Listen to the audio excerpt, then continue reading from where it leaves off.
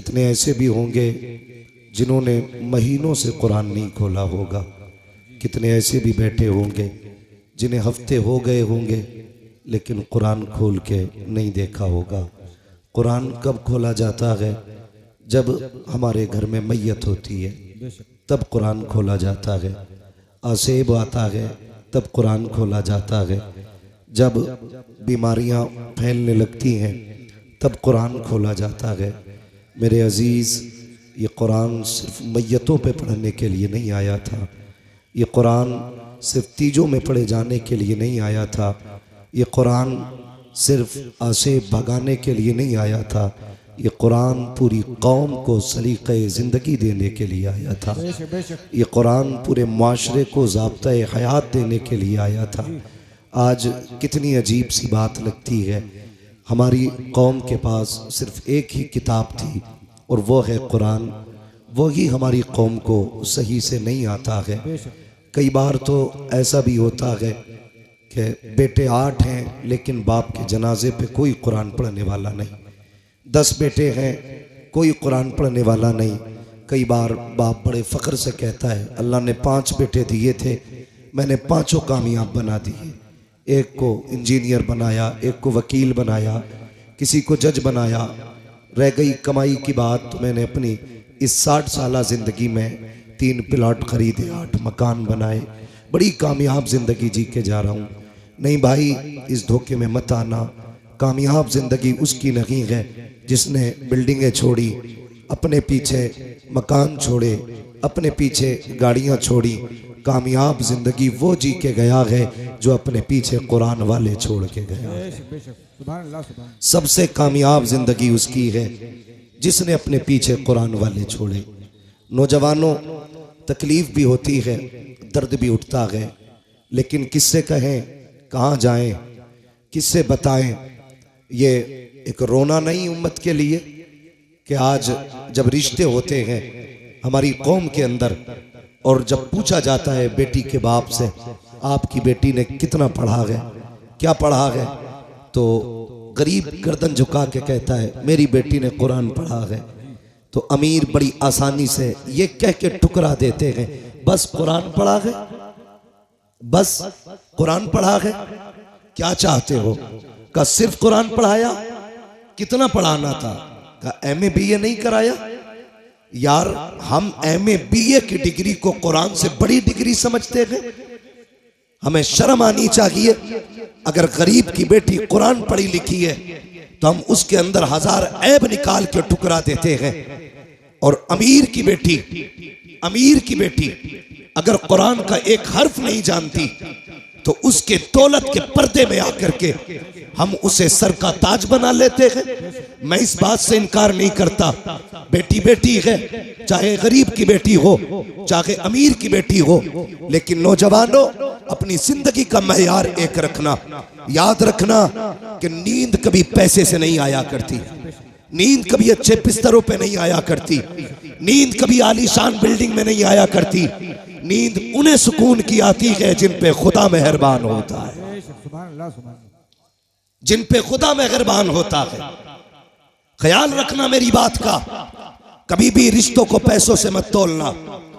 कभी ये फैसले मत करना कि ससुराल वाले 10 लाख देंगे तो AC लगा के मौज की नींद सोऊंगा। अगर AC में अच्छी नींद आती तो गरीब कभी चैन से सो नहीं पाता। अगर पंखों में अच्छी नींद आती तो कभी भी मजदूर आदमी सुकून की नींद नहीं सो पाता। लेकिन मैं सच कहता हूं, फुटपाथ पे सो जाते हैं अखबार बिछाकर, मजदूर कभी नींद की गोली नहीं खाते। इसकी वजह यह है कि नींद कभी पैसे से नहीं आती है, नींद अगर आती है तो रब के करम से आया करती है। मैं कई ऐसे अमीरों को जानता हूं, बहुत ऐसे अमीरों को, मुझसे तो टकराते रहते हैं। हाँ, मिंबर शरीफ पर अल्लामा हमारे अफसर हुसैन साहिब क़िबला, मुफ्ती नईम साहिब क़िबला, तमाम तर उलमा इकराम जलवागर हैं, मेरी बात की तायीद करेंगे। कई अमीर फोन करके कहते हैं हजरत अल्लाह ने फैक्ट्रियां कहीं दी है, पैसा भी बहुत दिया है, दौलत भी अच्छी है, लेकिन महीने हो गए हैं चैन से सोया नहीं हो। मैंने सिर्फ एक सवाल किया था, मैंने कहा सच बता, तेरे घर के अंदर जो बेटी दुल्हन बन के आई है कितनी बार कुरान पढ़ती है, कितनी मर्तबा मुसल्ले पे आती है? कहते हजरत जी यही तो सरदर्दी है। मैं जिस घर से दुल्हन लेके आया था पैसे में भी आला थे, बिल्डिंग वाले भी थे, मैं ये समझ रहा था अच्छे घर वाले हैं, बेटी भी अच्छे घर वाली होगी तो शराफत और नजाफत होगी, पाकीज़गी और तहारत होगी। कहा हजरत जी थक गया, मैं क्या बताऊं, जिस दिन से बीवी घर में आई है एक दिन मुसल्ला नहीं बिछाया है, एक दिन नमाज का सजदा नहीं किया है, कुरान की एक आयत तक पढ़ के नहीं देखी है। मैंने कहा बस कर यार, किसी से तावीज लेने ना जाना, किसी से दवाएं मत लेना, अगर सुकून की नींद चाहता है अपनी बीवी से कह दे रोज फजर की नमाज पढ़े, कुरान खोल के बैठ जाया करे। खुदा की कसम खा के कहता हूँ तावीज़ों के जरिए वो राहत नहीं आती है जो कुरान की तिलावत के जरिए घर में राहत आया। नारे तकबीर, नारे रिसालत, मसलक के आला हजरत फैजाने कुरान। मर गए दौलत के लालच में। और सच कहूं मुसलमानों की हकीकत ये, जिनकी जमीनें रोडों पे आ गई वो आग मूत रहे हैं। 4 दिन पहले घर के अंदर चिराग नहीं जलता था, ये औकात थी। आज रोडों पे जमीन आ गई तो गरीब का जीना हराम है। भाई शर्म कर, हया कर, कभी किसी को पैसे से मत तोलना। पैसे की औकात क्या है और तेरे पास है कितना? 4 बिगल ली, 50 बिगल ली। तारीख पढ़, सिकंदर आजम की कहानी पढ़, जिसकी उम्र 22 और 25 के बीच में थी, आधी दुनिया पर अपने फतह का परचम लहरा चुका था, आधी दुनिया पर। और उसको सिकंदर आजम इसलिए कहा गया, अगर जिंदगी मोहलत दे देती तो वो पूरी दुनिया पे अपनी हुकूमत का परचम लहराता। लेकिन फतह करता जा रहा था, रास्ते में सांप ने काटा, जहर फैला। उसने बुलाया अमीर को, अपने वजीर को, कहने लगा यार मेरा किसी जहरीले जानवर ने, कीड़े ने काटा है। चेक किया तबीबों ने, कहा सांप का जहर है। उसने कहा सांप का जहर इलाज करो। बड़ा घमंड था उसे अपनी पावर पे। सारे तबीब थक गए लेकिन जहर ना निकाल सके। कुछ दिन गुजरे, कहा मरने वाला है तू, बचेगा नहीं। जब इतनी बात उससे कही, उसने वजीर को बुलाया, कहा मैं इतना कम नसीब हूं कि अपने वतन में भी मौत मैसर नहीं हुई है। जाओ जितनी दौलत है ऐलान कर दो, है कोई जो सारी दौलत के बदले में चंद सांसें उधार दे दे। कहा क्या करेगा? कहा इतनी सांसें मिल जाए कि अपने वतन में जाके मर जाऊं। वजीर ने रो के कहा था बादशाह किस ख्याल में है, माना कि जमीन पे तेरा झंडा है लेकिन जिंदगी पे तेरी हुकूमत नहीं चलती है, मौत के फरमान पे तेरा साइन नहीं होता है। वो और ही पावर है जिसके फैसले से जिंदगी मिलती है, जिसके फैसले से मौत आया करती है। उसने कहा ऐलान कर दो जितनी चाहे दौलत ले लो लेकिन चंद सांसें कोई उधार देते। सबकी गर्दनें झुकी और सबने कहा था बादशाह मौत जो आने वाली है इसको पैसे से नहीं टाला जा सकता, कोई तेरे पैसे से तुझे चंद सांसें नहीं दे सकता। उसने जब इतना सुना कहा था अच्छा अगर ये फलसफा है तो लो, अगर इंतकाल हो जाए तो कफन के बगैर हाथ निकालना। कहा किस लिए? ताकि दुनिया को पता चल जाए। कभी दौलत पे गुरूर ना करना, अपने इकबाल पे गुरूर ना करना। मेरे खाली हाथ देखेगी दुनिया समझ जाएगी हमारी औकात क्या है। जब सिकंदर जैसा आदमी खाली हाथ आया था तो दुनिया से खाली हाथ गया। नारे तकबीर, नारे रिसालत, मसलके आला हजरत, रज़बियों की तकरीर, नबी के दुश्मनों की फूट गई तकदीर। हाँ, ये डॉक्टर साहब भी मेरे दोस्त हैं। अब मैं बताना शुरू करूंगा। मेरे भाई गौर करें, मैं सारे डॉक्टरों से दोस्ती नहीं करता हूं। कोरोना चला था, डट के पानी की सुइयां लगाई डॉक्टरों ने। कई तो ऐसे थे टेढ़े कर दिया, आज तक कूले टेढ़े है। मेरे ताल्लुकात में अल्लाह सलामत रखे उन डॉक्टरों को, ऐसे भी डॉक्टर हैं जो गरीबों का इलाज फ्री करते, नाम नहीं बताऊंगा। तो मेरे भाई पैसा सब कुछ नहीं है, बहुत कुछ है पैसा मगर सब कुछ नहीं है। इसे हद तक रखो, ये जेब तक रहना चाहिए, दिल तक दिल तक, दिल तक नहीं पहुंच रहे। कहां तक रहना चाहिए? कहां तक? सिर्फ जेब तक, दिल में इसके लिए जगह नहीं। और मैं अक्सर कहता हूं, गरीब साल साल भर चिल्ला करेगा तब जाके खुदा का दोस्त बनेगा। अमीरों के लिए कितने आसान रास्ते, कितने आसान रास्ते। फरमाया गया सखी अल्लाह का दोस्त होता है। सिर्फ ये दौलत के दरवाजे खोल दे अल्लाह की रजा के लिए तो ये रब के दोस्त बन सकते हैं, लेकिन उसके लिए भी शर्त है। जब दौलत का दरवाजा गरीब के लिए खोलो ना तो फिर कैमरे का दरवाजा मत खोलना। हमारे मुरादाबाद में भी बड़े पंपलेट और अखबारात मैंने देखे, इज्तिमाई शादी करा रहे हैं फला बाबा, इज्तिमाई निकाह हो रहे हैं गरीब बेटियों के। अगले दिन अखबार में दूल्हा का भी फोटो, दुल्हन का भी फोटो। हया आनी चाहिए। हैरत होती है यार, उस दिन देखो इंसान की जिंदगी में 3 दिन सबसे अहम आते हैं। एक तो वो दिन जिस दिन वो दुनिया में आया करता है, एक वो दिन जिस दिन दूल्हा बना करता है, तीसरा वो दिन जिस दिन वो दुनिया से जाया करता है। ये 3 मौके ऐसे आते हैं जिसमें सारी दुनिया सिर्फ इन 3 को देखा करती है। जब दुनिया में कोई आता है, पूरा गाँव लोग बटन है, एक से एक हसीन है, मगर लोग देखने जा रहे हैं आज फला का पोता आया है, फला का बेटा आया है, देखे तो सही कैसा है। उस दिन देखा जाता है पहली मर्तबा। दूसरी मर्तबा अगर दूल्हा काड़ा भी है तब भी लोग उसी को देख रहे हैं, काला भी है तब भी उसी को देख रहे हैं, लूला है तब भी देख रहे हैं, लंगड़ा है तब भी देख रहे हैं। सबकी नजरें दूल्हा पे जमी होती है। तीसरा तब जब बंदा जनाजे में लेटा होता है, काफूर मल दिया जाता है, कफन में लपेट दिया जाता है, कैसा भी हो दुनिया पलट पलट के देख रही है। ये देखो आज का आम नहीं है बल्कि खास दूल्हा बना है।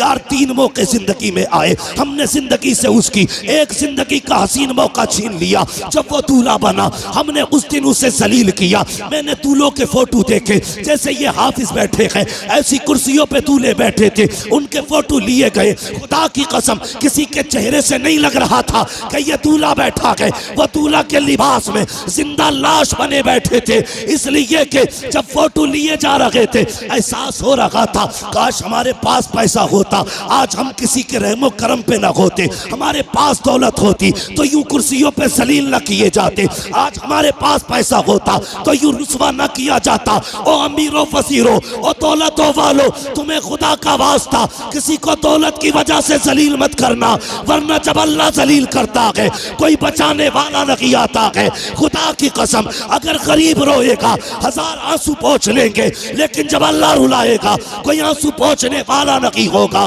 और तुम्हें खुदा का वास्ता अगर मदद किया करो तो किसी को जलील करके नहीं, बल्कि ऐसे किया करो कि तेरे हाथ तक को पता ना हो, फिर देख खुदा भी राजी हो जाएगा, मदीने वाला मुस्तफा भी राजी। नारे तकबीर, नारे रिसालत, मसलके आला हजरत, नारे तकबीर।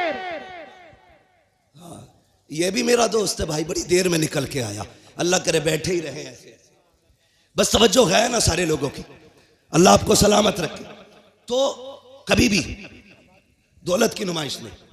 और एक बात तो है भैया, नहीं बाबू, मेरे बाबू बस मैं एक तो वक्त ही मेरा बहुत लेट है।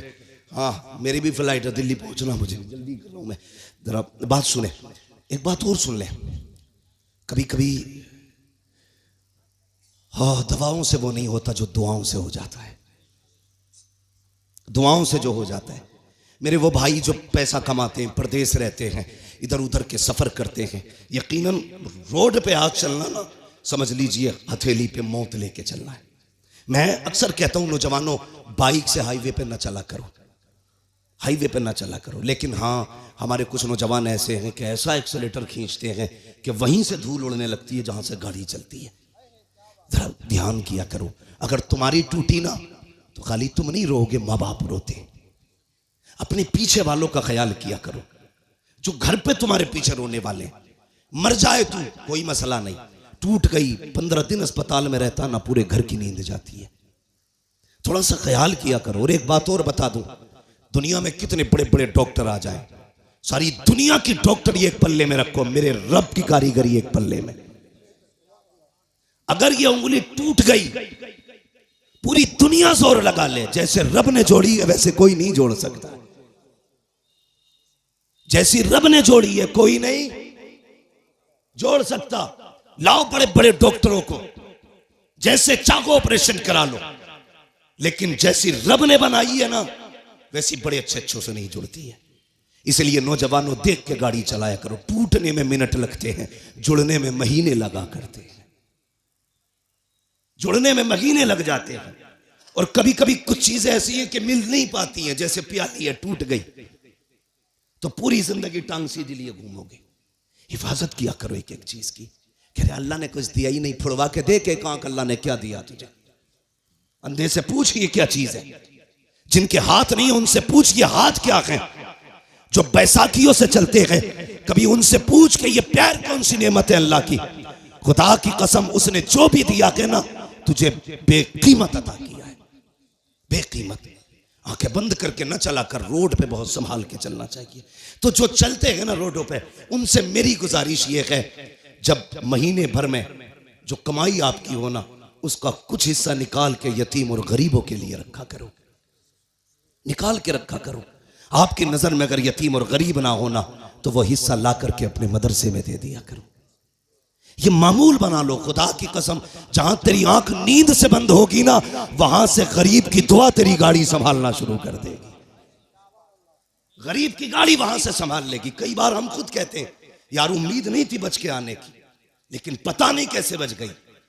नहीं, ये तेरी कारीगरी। लोग कहते मैं सोता रहा गाड़ी सीधी चलती रही। नहीं, स्टीयरिंग तूने नहीं संभाल रखा था, स्टीयरिंग किसी की दुआओं ने संभाल रखा था। इसलिए अपनी कमाई में हिस्सा रखा करो। कभी कभी दवाएं वो नहीं करती जो दुआएं कर जाती हैं। आज बीमारियां देख रहे हो कितनी छोटी छोटी लग रही हैं। हाँ, कैंसर,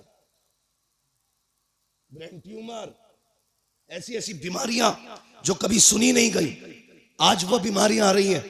हमने बहुत तरक्की की है। सगा भाई सगे भाई के झूठे गिलास में पानी नहीं पीता आज।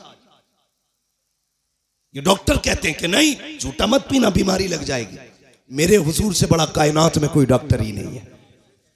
आका फरमाते हैं सूरुल मोमिन शिफा, मोमिन के झूठे में शिफा होती है।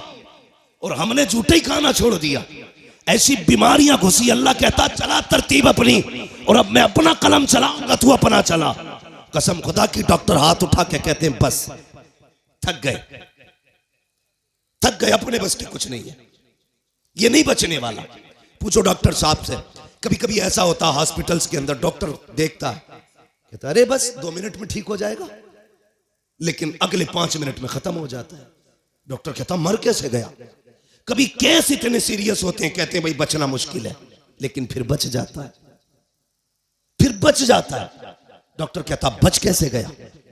जानते हो तुर्की में जलजला आया, 40 सेकंड के अंदर हजारों जिंदगियों को मौत में बदल डाला, और फिर 12 दिन के बाद जिंदगी बचा के रब ने बता दिया सुन मौत देने वाला भी मैं हूं, जिंदगी देने वाला भी मैं हूं। ये याद रखना। कभी ये मत सोचना तेरी तदबीर काम आती है। नहीं, हम लोगों ने दुआएं लेना छोड़ दी। गलत नहीं कह रहा हूं, जाओ शादी में देखो, हम सबकी दावत कर देंगे, अपनों को नहीं बुलाते। ये इतना बड़ा जुर्म करते हैं खुदा की कसम कि इसकी आग लेके बैठ जाती है, लेके बैठ जाती। कई बार बारात की बारात ही खत्म हो जाती है। हम दावतें करते हैं लेकिन अपनों की नहीं। अपनों की दुआएं भी सबसे ज्यादा अहम होती हैं, अपनों की दुआएं। मैं एक साहब से मिला, उन्होंने कहा मैंने फलां पीर साहब के खाते में 5 लाख डाले। किस चीज के? ज़कात के। मैंने सीधा सवाल किया तेरी बस्ती में कोई बेवा नहीं थी, कोई यतीम बेटी नहीं थी? कजी होंगे तो। मैंने कहा उन्हें क्यों नहीं दिया? कजी वो बहुत बड़े हजरत है इसलिए खाते में डाल दिया। मैंने कहा तूने हजरत के खाते में इसलिए डाला हजरत से तेरी दुआ सलाम हो जाए, और तेरे गरीब बस्ती के मोहल्ले की गरीब बेटियां सिर्फ इसलिए बाप के सर पे बोझ बनी रखी कि जहेज में देने के लिए उनके बाप के पास पैसा नहीं था। अगर ये 5 लाख उठा करके 5 गरीब बेटियों में बांट देता, उनके घर आबाद हो जाते। तूने मौलवी के खाते में डाला, उससे ताल्लुकात हो गए। गरीब के घर में डाल देता, मदीने वाले मुस्तफा से ताल्लुकात। सोच का फर्क है, हमारी सोच का फर्क है। ताल्लुकात के लिए पैसा इधर से उधर। कभी हुजूर से भी ताल्लुकात बनाओ। बनाएंगे इंशाअल्लाह, बोलो इंशाअल्लाह। नाराज मत होना पैसे वाले लोग, हाँ, मैं बात बता रहा हूं आपको। तो ये हम करते हैं, दुआएं लेने की कोशिश किया करो, दिलों में जगह पैदा करो। आज नफरतें बहुत हैं, एक गांव 10 खानदानों में बटा, एक खानदान 10 नामों में बटा है, और फिर एक घर 10 झगड़ों में बटा है। एक कोई नहीं है जिसके अपने घर में इत्तेफाक नहीं ना, वो चौराहे पे बैठ के पूरे देश की हुकूमत चला देता बैठे बैठे। अब क्या किसकी आ रही है? कांग्रेस की। फलां में किसकी बनेगी? मायावती की। हो किसकी बनेगी? बीजेपी की। तू अपना घर संभाल, देश संभालने की बातें कर रहा है। हाँ, खाली लोग, फालतू लोग बैठे बैठे देश चला रहे। नहीं, अपने आप को संभालो, अपना परिवार संभालो, खुद को संभालो, मोहब्बतें बांटो। मैंने कहा था कभी कभी दवाएं वो नहीं करती जो दुआएं कर जाती हैं। दुआएं लेने की कोशिश करो। 500 रुपए देगा, कहेगा मुफ्ती साहब दुआ कर दियो। अच्छा, 500 रुपए में ये कह रहा दुआ कर दियो, हो गई दुआ? मैंने कर भी दी, चल अल्लाह तेरा भला करे। यही दुआ है? दुआ कराई नहीं जाती, दुआ खुद ब खुद की जाती है। कहा नहीं जाता, जो दिल से दुआ निकले वो असल दुआ होती है, वो असल दुआ होती है। वो कोई लेता ही नहीं, उसका मसला ही कोई नहीं। अमेरिका पहुंच गए साहब, पैसा कमाया, मिलियन नहीं बिलियनों पैसा कमाया, बिलियनों। लग गई बीमारी कैंसर की, इलाज कराया, पैसे का घमंड था। डॉक्टर ने कहा क्या हाल है? साहब तबीयत ठीक नहीं है। चेकअप हुआ, डॉक्टर ने कहा 2 महीने का मेहमान है, मरने वाला है, जाओ फैमिली के साथ रह ले। हम कब पलटते हैं खुदा की तरफ? जब दुनिया लाइलाज कर देती है। जब डॉक्टरों ने कह दिया 2 महीने जिएगा बस, लौट जा, आ गए पलट के, सर पकड़ के बैठे, बड़ा परेशान हो। कहा यार डॉक्टरों से तो इलाज करा लिया, किसी मौलवी के पास भी चला जा। फिर आया, कहने लगा हजरत जी कोई तावीज है? क्या हुआ? का ब्लड कैंसर है, डॉक्टर कहते 2 महीने का मेहमान है, मरने वाला है, सारा खत्म हो गया। उन्होंने कहा कहां के रहने वाले? का फला मुल्क का। कहा अमेरिका कितने साल से? का 35 साल हो गए। कितना पैसा कमाया? बहुत। अपने मुल्क कब गए? का याद नहीं है। बहरहाल 25 साल से ऊपर हो गए। उन्होंने कहा सुन एक काम कर, अपने मुल्क वापस चला जा, अपने रिश्तेदारों को 1 महीने तक दावत खिला। पलट के आया, 1 महीने तक दावत खिलाई, उसके बाद पलट के गया। जब चेकअप कराया तो ना कोई बीमारी थी ना कैंसर था। डॉक्टर कहने लगा यार ये कैसे ठीक हो गया? उसने कहा अब तक तेरा इलाज था, 1 महीने से मदीने वाले का इलाज चल रहा है। 1 महीने से मदीने वाले का इलाज चल रहा है। मैंने पहले कहा था कि जो दुआ दवाएं नहीं करती है वो दुआएं कर जाया करती है। आ तुझे मुस्तफ़ा की चौखट पे लेके चलूं। मेरे हुजूर के बहुत गरीब सहाबी है, इतने गरीब सहाबी कि कभी कभी खाना मिल जाता, कई कई दिन तक फाके हो जाया करते थे। एक दिन हुजूर की बारगाह में आए, अल्लाह अकबर, अखलाक करीमा देखो मेरे हुजूर का। अपने हर गुलाम से खैरियत पूछते थे। आज तो बाप बेटे से खैरियत नहीं पूछता, भाई भाई से खैरियत नहीं पूछता। इन मोबाइलों ने आग लगा रखी है। एक दस्तरखान पे 5 भाई बैठे हैं, किसी को पूछने की फुर्सत नहीं है, सारे मोबाइल में डूब जाया करते हैं। मैं कहता हूँ यार अपनों को वक्त दिया करो, घर में आ जाया करो, फ्लाइट मोड डालो मोबाइलों पर और अपनों से बैठ करके खैरियत पूछा करो। पता 8 दिन से तू कहाँ था, तूने क्या किया है, हाल चाल पूछ लिया करो। हम तो घर में गए तब मोबाइल है, सफर में गए तब मोबाइल है, मार्केट में गए तब मोबाइल है। इस मोबाइल ने बेगाना बना दिया है। बाप बेटे से खैरियत पूछने वाला नहीं, बेटा बाप से खैरियत पूछने वाला नहीं। आप मेरे नबी की चौखट पे चल, सरकारे दो आलम की बारगाह में जब गरीब सहाबी आए, आका फरमाते मेरे सहाबी क्या हाल है? अल्लाह अकबर, लहजा इतना प्यारा कि कुर्बान होने को जी चाहता था। क्या हाल है? कहते हैं या रसूल अल्लाह, हर हाल में अल्लाह का शुक्र है, बस यूं समझ लीजिए कभी खा लेते हैं कभी नहीं खाते हैं। जब मिल जाता है तो शुक्र करते हैं, जब नहीं मिलता है तो सब्र कर लेते हैं। अल्लाह अकबर, हुजूर ने गुलाम की ये बातें सुनी है, चश्माने नबुव्वत में आंसू आए, जैसी आंखें भर आई है। इतने में जिब्रील आ जाते हैं, या रसूल अल्लाह, ये जो गुलाम बैठा हुआ है बस ये कल ज़ोहर तक का मेहमान है, कल ज़ोहर तक इसका इंतकाल हो जाना है। इतना सुनना था, नबुव्वत वाली आंखें भर आई, चश्माने नबुव्वत बरसी। मेरे नबी ने गुलाम से नहीं कहा था कि तू कल तक का मेहमान है, बल्कि उससे फरमाते हैं मेरे गुलाम बता तो सही, तेरी जिंदगी में कोई ऐसी ख्वाहिश है जिसे तू चाहता था और वो ना हो सकी हो? अल्लाह अकबर, गुर्बत का अंदाजा लगाना।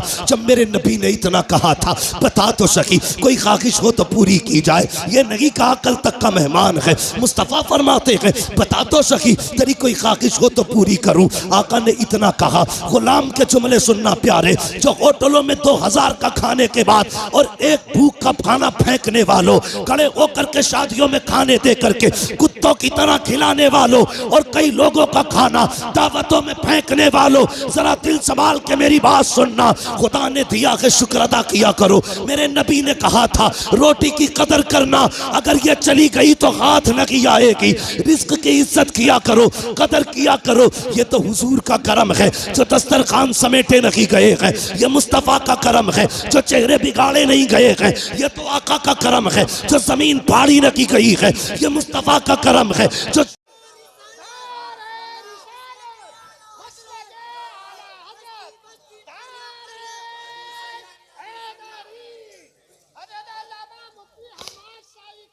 शुक्रिया भाई। सुने ये फैसले, मेरे नबी का प्यार। भाई रोटी की इज्जत कर, कदर कर इसकी। ये कच्ची पक्की तोड़ के न फेंका कर। खाने का अदब ये है, खाने के लिए बैठो तो अगर प्लेट में टूटी डलिया में टूटी रोटी के टुकड़े हो ना, पहले टुकड़े खा के रब को दिखाया कर, या अल्लाह मैंने नाशुक्री नहीं की है, मैं तो इन टुकड़ों के लायक भी नहीं था, ये तेरा एहसान है, तूने मेरे आगे ये टुकड़े रख दिए हैं। वो तो ये कहता है मेरा शुक्र अदा करोगे तो इतना दूंगा कि संभाला नहीं जाएगा, और नाशुक्री करोगे तो याद रखना ऐसे अजाब में मुब्तला करूंगा कि कोई बचाने वाला नहीं होगा। हुजूर ने इतना फरमाया कि तेरी बेटी के साथ इसका निकाह होना है। जी या रसूल अल्लाह का ताकीर ना करना। आका जानते थे कल जोहर तक का मेहमान है, मुस्तफ़ा जानते थे कल जोहर तक इसे मौत आने वाली है, इसलिए मेरे नबी ने कहा अब दिन का इंतजार नहीं है, अभी इसका निकाह होगा। अबू बकर जी या रसूल अल्लाह निकाह की जो जरूरतें हैं वो आप पूरी करेंगे। उस्मान जो हलवा है वो आपका बनाने की जिम्मेदारी है। ऐसा हलवा बनाना कि आज तक किसी ने ना खाया हो। मेरे गरीब गुलाम की तमन्ना है, ये हलवा खाना चाहता है, मीठा खाना चाहता है। हजरत उस्मान के यहाँ हलवा बना, हजरत अबू बकर सिद्दीक के यहाँ से निकाह का इंतजाम हुआ। जब निकाह हो जाता है, अल्लाह अकबर, आका करीम को बताया था जिब्रील ने कि कल जोहर तक का मेहमान है। रात गुजर जाती है, जब सुबह का सवेरा हुआ, फजर का वक्त आया, मेरे हुजूर ने गुलाम को बुलाया, फरमाया जाओ मेरे फला गरीब सहाबी के दरवाजे पे चले जाओ। आका किस लिए? अगर उसके दरवाजे से रोने की आवाज आ जाए तो तोड़ करके मुझे बता दिया जाए। आका ने इसलिए ड्यूटी लगाई थी, जब कहीं पे मैयत होती है तो अपने रोया करते हैं, और इसकी बीवी तो एक रात की दुल्हन है। जब इसके शौहर का इंतकाल होगा तो जाकिर के रोने का पता चल जाएगा। आगे क्या होना था ये तो मुस्तफ़ा जानते थे, लेकिन ड्यूटी आका लगा रखे हैं, जाओ इसके दरवाजे पे चले जाओ, जब इसके घर से रोने की आवाज आए तो मुझे खबर कर देना। प्यारे सुनना जरा दिल थाम करके, ये सहाबी ने फजर की नमाज पढ़ी, जाके उस सहाबी के दरवाजे पे बैठ गए। ज़ोहर हो गई, कोई नहीं रोया है। ज़ोहर की नमाज पढ़ी, आका फरमाते क्या हुआ? जी या रसूल अल्लाह अभी तक तो कोई नहीं रोया है। कहते फिर जाइए, फिर आए हैं, असर तक बैठे रखे, कोई आवाज नहीं आई। जब असर में आका से मुलाकात हो रही है, मुस्तफ़ा फरमाते हैं पता क्या हुआ? कहते या रसूल अल्लाह मैं सुबह से देख रहा हूँ उस घर से कहकहों की आवाजें आ रही है, हंसी और खुशियों की आवाजें आ रही है। आका उस घर में कोई नहीं रोया है। इतना सुनना था, हुजूर ने सजदे में सर रखा, ए मेरे मालिक बता तो सकी, कल जो जिब्रील ने बताया था वो तो सही था, जिब्रील तो झूठ नहीं बोलेगा, तेरे फैसले भी हक है। जिब्रील ने ये कहा था ये ज़ोहर तक इंतकाल कर जाएगा, मगर मेरे मालिक बता तो सकी अभी तक वो मरा क्यों नहीं है, उसको मौत क्यों नहीं आई है? अब जरा दिल थाम के सुनना प्यारे, रब ने जिब्रील को भेजा, जा मेरे महबूब से जाके कहानी बता दे। हजरत जिब्रील आए हैं, या रसूल अल्लाह बेशक इसको ज़ोहर में इंतकाल कर जाना था, इसकी जिंदगी ज़ोहर तक थी, लेकिन या रसूल अल्लाह जब मगरिब के बाद का वक्त आया इसने नमाज अदा की, ईशा का वक्त आने वाला था, इसने नमाज ईशा की भी अदा की ईशा के वक्त में। उसके बाद बीवी को बुलाया, दस्तरखान बिछाया, या रसूल अल्लाह वो मीठा जो जिंदगी में कभी नहीं खाया था आज पहली बार दस्तरखान पे रखा है, सामने बीवी बैठी हुई है, बहुत कुछ हो रहा है कि सामने बीवी भी है, दस्तरखान पे मीठा भी है, मेरे आका ने मेरी दोनों जरूरतें पूरी कर दी है। ये देख के मुस्कुरा रहा था, इतने में या रसूल अल्लाह दरवाजे पे आवाज आ जाती है कोई जो खुदा के नाम पे कुछ दे दे। जिब्रील कहते हैं या रसूल अल्लाह, जब खुदा के नाम का उसने सवाल किया, इसने एक नजर बीवी के चेहरे पे डाली, दूसरी नजर अपने हलवे पे डाली। वो मीठा जिसके लिए जिंदगी भर तरसता रहा था उसे देखा है। बीवी से कहता शरीक हयात, खुदा ने तेरी जैसी बीवी दे दी है, अब और क्या कमी रह गई है। दरवाजे पे रब के नाम का साइल आ गया है, अगर तू कहे तो ये हलवा उसके हवाले कर दो। बीवी ने कहा मेरे सरताज जैसे तेरी मर्जी है। जिब्रील कहते हैं या रसूल अल्लाह, उसने अपनी जिंदगी की सबसे पसंदीदा ग़िज़ा हलवा उठाया, खुदा के नाम पे गरीब को दे दिया और कहा जब गरीब के हाथों में हलवा आया, आका उसकी जबान से जुमला निकला, खुदा तेरी खुशियों को सलामत रखे, खुदा तेरी खुशियों को सलामत रखे। जिब्रील कहते हैं या रसूल अल्लाह, फैसला तो मौत का हो चुका था, लेकिन जब उस फकीर ने कहा था खुदा तेरी खुशियों को सलामत रखे, रब ने फैसला कर दिया ए जिब्रील, इसने अपनी मनपसंद से मेरी रजा के लिए अपने आगे से उठा करके गरीब के हवाले कर दी है। जाओ, मैंने इसकी जिंदगी को, मौत को जिंदगी में तब्दील कर डाला है और इसके गमों को दूर करके इसकी जिंदगी को खुशियों से आबाद कर डाला।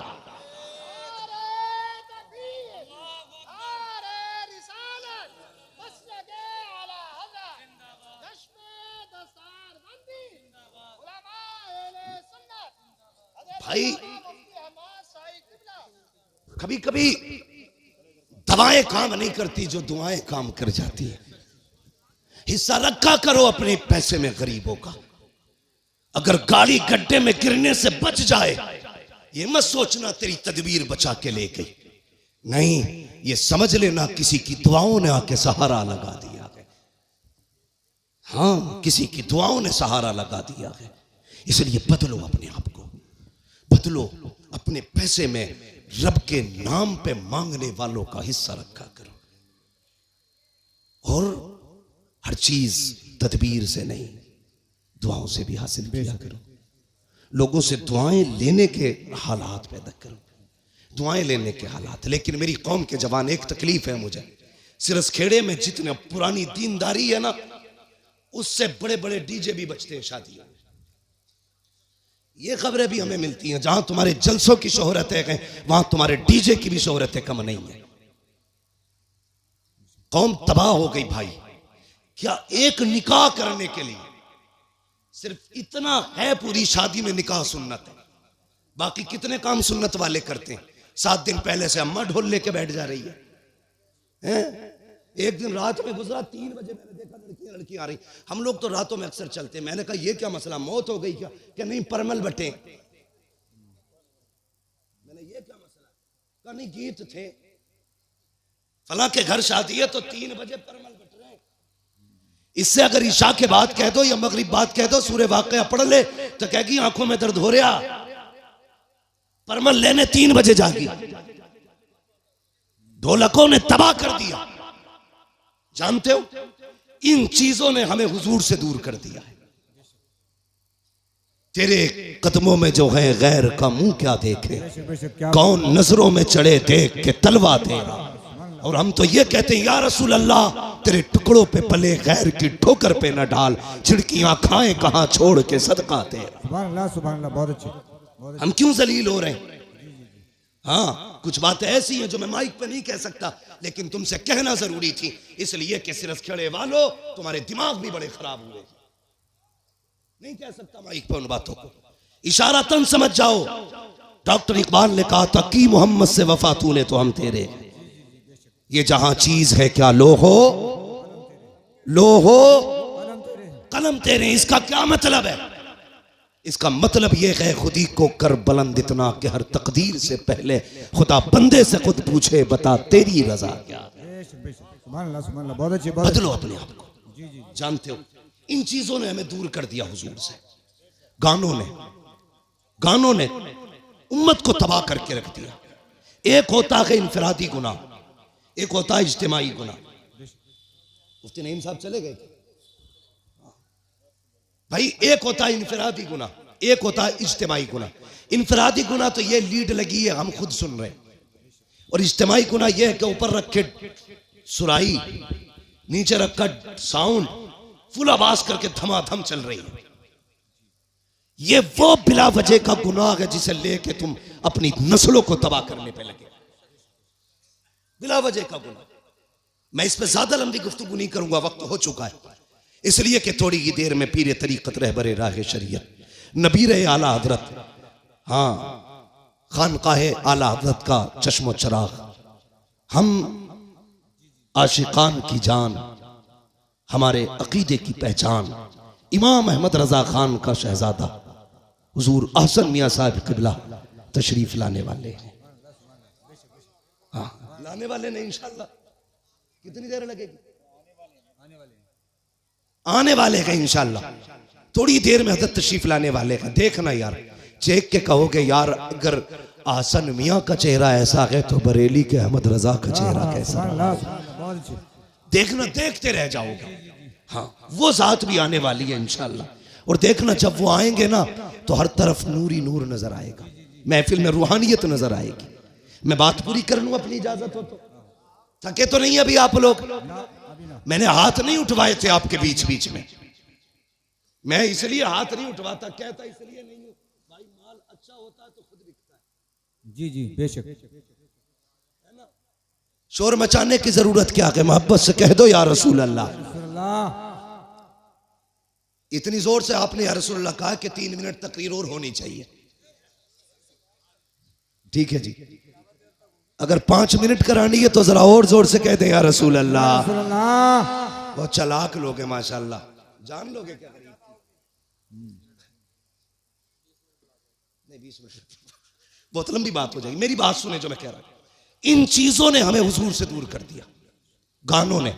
इन बेटी, कई माएँ तो ऐसे कहती हैं ना ढोल ना बजा तो फिर मजा ही ना आगा, ऐसा लगेगा जैसे मैयत हो गई। ये जो पुरानी अकड़वी बुढ़ी है ना, अकड़वी ऐसे झुक गई, बाज नहीं आ रही। लड़कियां अगर पढ़ रही है ना, दीन से जुड़ी है, नाम गलत है, चुप जा, नई मुफ्ती बन के आई है, तुम्हारी शरीयत नहीं है, ऐसे कहेगी। हमारे तो 7 पुश्तों से होता चला रहा, तब कोई मौलवी ना था, अब बंद होंगे, ये कह के उन्हें चुप कर दिया जाता है। मगर थोड़ी देर तो चुप कर लोगी बच्ची हो को तुम, हमेशा के लिए नहीं। इस्लाम की फितरत में कुदरत ने लचक दी है, जितना के दबाओगे उतना ही हरा होगा, उतना ही उभरना है इसको। किस किस को रोकोगे? बंद करो यार ये तमाशे। एक निकाह सुन्नत है खाली, उसमें देखो 7 दिन पहले ढोलक बज रही है, गलत।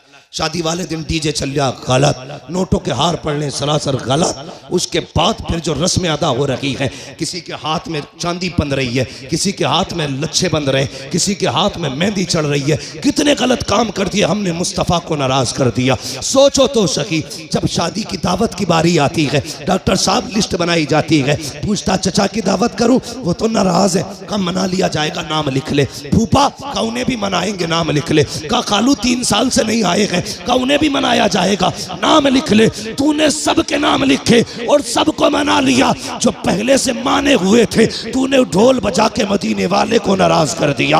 वो मुस्तफा जो राजी थे, तूने गाने बजा के उन्हें नाराज कर दिया।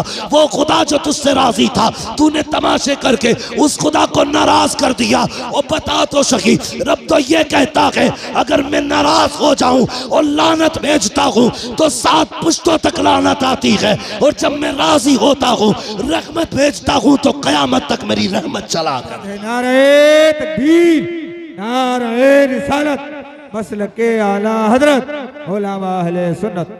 हाँ डॉक्टर साहब, शादी हो गई कि नहीं अभी? हाँ आएंगे इंशाल्लाह, लेकिन ढोलक नहीं बजेगी। हाँ, कई सारे लोगों की देख रखी है मैंने, पैसे वाले लोग हैं, अब बज गई ना तो फिर आ गई। ये जनानो फितरत बदलो अपनी, अहद करो। निकाह हुजूर की सुन्नत है ना, तो काम वही किए जाएंगे जो खुदा को भी अच्छे लगे, मुस्तफा को भी अच्छे लगे। एक बात याद आ गई, बता दो। बाबा फरीदगंज शकर का नाम सुना है ना? किस किसने सुना है?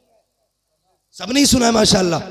हम बरेली वाले हैं, हमारे घरों में चूल्हों पे बैठ के अल्लाह वालों के तस्किरे होते हैं, चूल्हों पे बैठ के अल्लाह वालों के तस्किरे होते हैं। बाबा फरीदगंज शकर, 6 साल उम्र शरीफ थी ना, औरतें आई आपकी अम्मी के पास, कहने लगी खातून अपने बेटे के बारे में बता तो सही, तेरा ही बेटा 6 साल का नहीं, हमारे तो 8-8 साल के हो गए, हमारे तो 8-8 साल के हो गए।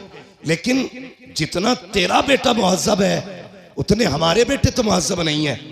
तो मुस्कुरा के कहा था बाबा फरीद की अम्मी ने, कहा इसमें सिर्फ फरीद का कमाल नहीं, इसमें उसकी माँ का भी कमाल है। बेशक बेशक, क्या बात है। उसकी माँ का भी कमाल है। ये जो हाफिज बने ना, ये कारी जो बने, इसमें सिर्फ मौलवी का कमाल नहीं है जी, इसमें अब्बा के हलाल लुकमों का भी कमाल है। बेशक बेशक। अभी फरमाया था आपने। मैं भी एक बात कहता हूं, गलत दवा खेती को लग जाए तो फसल खराब होती है, गलत रोजी बच्चों को खिलाई जाए तो नस्ल खराब हो जाती है। हलाल लुकमे खिलाया करो बेटे, कुरान के कारी बने। बेशक बेशक। माओ से गुजारिश है वुजू करके दूध पिलाया करो बेटे, दीनदार बने। बहुत अच्छी, बहुत अच्छी। दीनदार बनेंगे। बाबा फरीद की अम्मी ने कहा था कमाल सारा ही फरीद का नहीं, मेरा भी कमाल है। कहा कैसे? कहती मुझे याद नहीं मैंने जिंदगी में कभी फरीद को बगैर वुजू के दूध पिलाया हो। क्या बात है, बहुत अच्छी। समझ गए? इन्हीं बाबा फरीद की बात बताने लगे। जी जी सुनेंगे? जी जी जो चेयरमैन है उनसे तो मसला ही नहीं, जो जमींदार है उनसे बात कर ले। जी जी। समझ गए जमींदारों? हाँ सुनेंगे। हाँ, कुर्सी तो 5 साल के लिए होती है, जमींदारी जिंदगी भर के लिए होती है। जी जी बेशक। इसलिए आज आप मजबूत हो। हजरत अली फरमाते हैं जो जमीन पे बैठता है वो कभी गिरा नहीं करता है। जी जी बेशक बेशक, क्या बात है। वहां बैठे हो जहां से गिरोगे नहीं, तो फिर डर किस बात का? जरा कहो या रसूल अल्लाह। या रसूल अल्लाह। डॉक्टर इकबाल ने कहा था उकाबी रूह जब बेदार होती है जवानों में, नजर आती है उनको अपनी मंजिल आसमानों में। हाँ, उन्होंने कहा था नहीं तेरा नशे मन कसरे सुल्तानी की गुंबद पर, तू है शाही बसेरा कर पहाड़ों की चट्टानों में। नौजवानों पहचानो अपने आप को, तुम नौजवान हो। तुम्हें बता दूं अगर याद ना हो तो, तुम नौजवान हो ना नौजवान? जी जी अब भी सर हिला रहे हो। बेशक। वो शेर बकरियों में रहता था, वो भी मैं कर रहा था। एक दिन पानी पीने गया, उसने देखा मेरा मुंह तो बदला हुआ है इनसे, तो सोचा आवाज भी मेरी अलग होगी। दहाड़ मारी तो बकरियों के होश खराब थे। पहचानो अपने आप को, मर्द हो तुम अल्लाह के फजल से। जी जी बेशक। मर्द। हाँ पहचानो, मर्द हो आप और नौजवान भी हो आप। जरा कह दे या रसूल अल्लाह। या रसूल अल्लाह। हाँ, ये कुछ लोग तो इसलिए या रसूल अल्लाह जोर से नहीं कह रहे कहीं बीमार ना हो जाए। ये भाई मैं फैजी नहीं हूं, मुझे पर्चे ना भेजो, मुझे अपनी बात करनी है। इंशाल्लाह फरमाइश कभी फिर भी पूरी हो जाएगी। मैं बात अपनी तरफ से जो लाया हूं वो सुन ले मेरी बात। तो ये बाबा फरीद गंज शकर हजरत का एक मुरीद था। ये बात वो लोग गौर से सुने जो हुजूर के तरीकों से ज्यादा गाने तमाशों को तरजीह देते हैं, वो गौर से सुने। गरीब मुरीद था हजरत का। जब भी हजरत के पास आता ना तो उसके इलाके की लुंगी बड़ी मशहूर थी। आप ऐलान कर दीजिए। देखिए जितने ये कैमरे लगे हैं सब अपने बंद कर लें, हजरत आ रहे हैं। अपने कैमरे बंद कर लें और नीचे डालने, टांगों को इनको नीचे बिछा दें।